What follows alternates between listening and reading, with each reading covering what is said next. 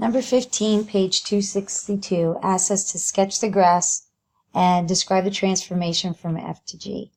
F of x is 2 to the x, and g of x is 2 to the x minus 3.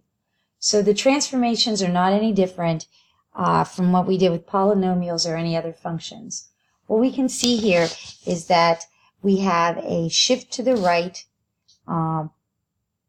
since we have an x minus 3. So that's the first thing I'm going to do. I'm going to put a horizontal translation .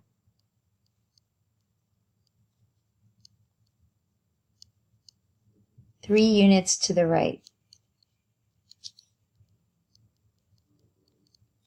So I'm going to graph f, and then all I have to do is take those points and shift them 3 units to the right. So let me make a table of values.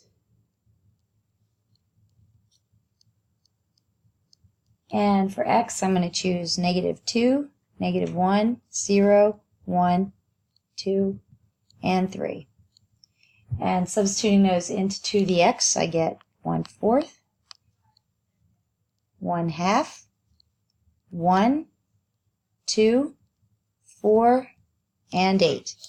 Now I'm going to plot those on my graph, and I will get the graph that'll look a little bit like this. It's hard to really show the plotting of the points with a pen.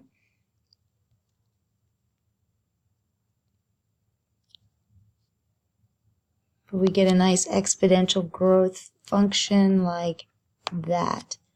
Then to get g, all we have to do is shift all the points over 3 spaces. And I'm just going to show you the result on the graphing calculator so it's nice and clean. So there's our graphing calculator. F is in blue, and you can see that because the y-intercept is 1.